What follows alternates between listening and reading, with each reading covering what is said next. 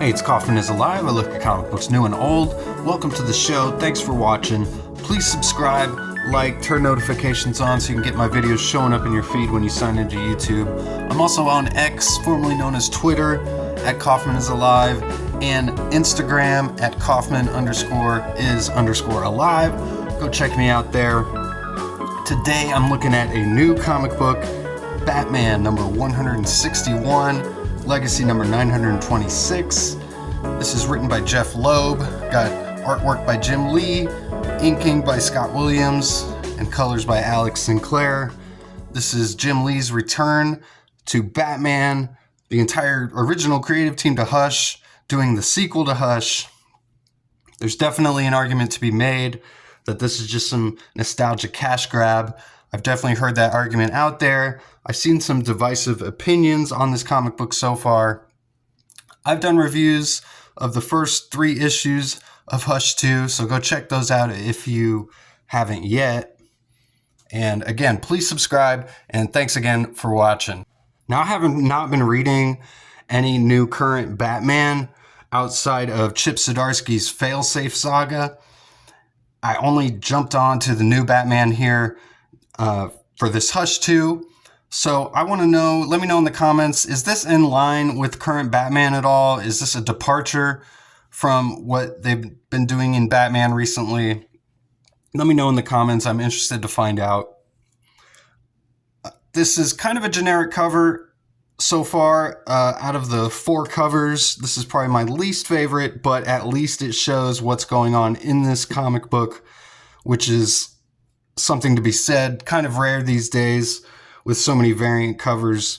You can't really judge a book by its cover anymore when it comes to comic books. You used to be able to do that with comic books. If it had a really awesome cover, generally speaking, it meant the issue was probably going to be pretty good too. So this issue starts off right where we left off, with Hush holding a knife to Robin's neck. Batman's trying to talk him out of it here. I don't know why Hush doesn't just slit Robin's throat here, because Robin's able to create a distraction.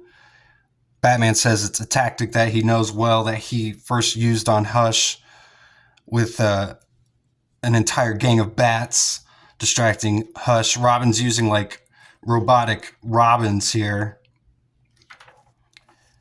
But it makes me wonder if this is Hush's plan all along, was just to let Batman stop him and let him get away, because Hush ends up being everywhere Batman is later in the issue and seems to know his every move. Hush has also got his own little team of supervillains here. I can't even remember what their names are, which shows, I guess, how memorable they really are. But I think they have kind of cool designs. He's got this big bruiser that he brought on, and to counteract him, Robin brought along Bane. And this whole thing with Bane is actually kind of lame, with Batman asking why Robin brought him here in the first place, and Robin says he broke him out of Blackgate. So Batman just turns around and punches Bane and says, take him back. And it's kind of weird that Batman just is able to take Bane out with one punch there. Then we go to the other 2 Robins who are being, I guess, held captive here by the Joker. And the whole plot here is that Batman saved the Joker's life. And so it's causing a rift between Batman and some of the other heroes. And this seems to be Hush's entire motivation and his whole plan. But they're pretty, just like Batman and Robin in the previous scene, Nightwing and Jason Todd here are able to easily escape Joker. I mean, it's 2-on-1 anyway. Nightwing pushes Jason Todd out the window here. They fall out of this lighthouse, and Nightwing's looking for Jason Todd. He's disappeared. Now, there is one little mistake I noticed here, I guess maybe in the artwork, is on this previous page we get a close-up of the Joker, and he's got these braces on. At least I think that's what that is. And then here on this next page, you can't see him at all. But Joker's firing on Nightwing.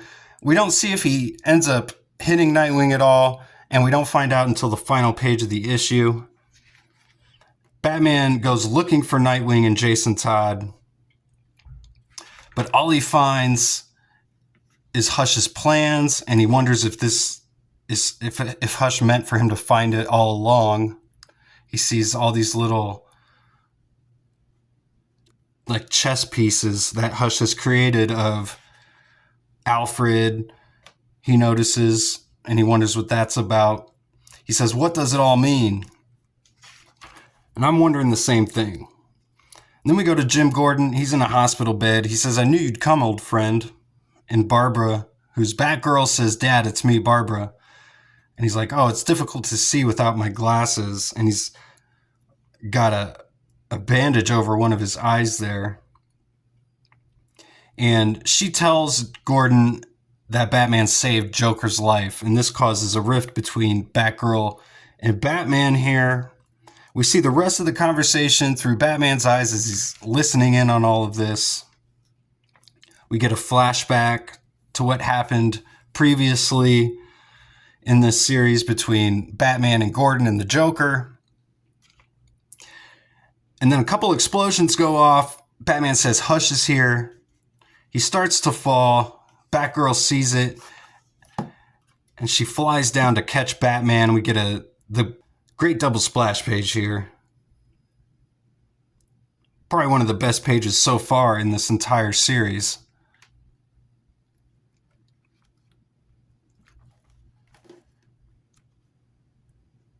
And when they come down onto the building, she just throws him into a chimney and then starts to fight him.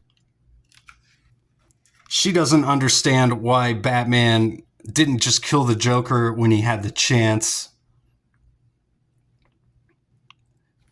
She almost killed her father, and he's killed so many innocent people.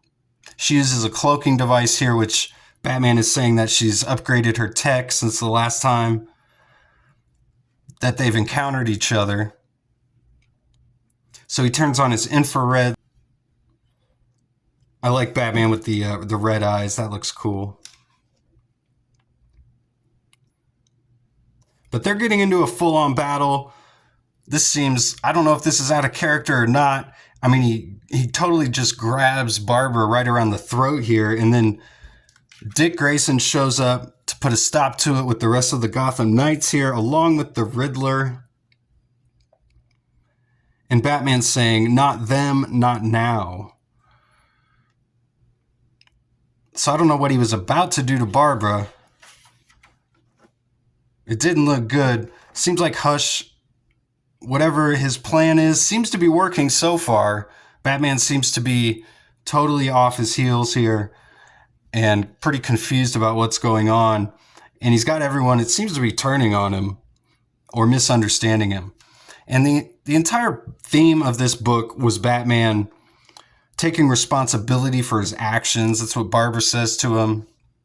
And that seems to be Hush's motivation, is trying to show Batman that him trying to save lives and letting these villains live, you know, having this oath to not let people die and not kill people, is bringing about his undoing. And Hush and Barbara want him to take responsibility for everything that he's done, including letting a killer like the Joker live.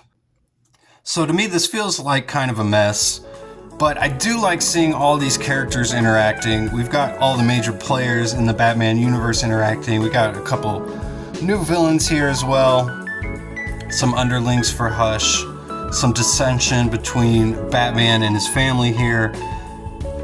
So, like I said, it's just all right. It's not blowing me away or anything.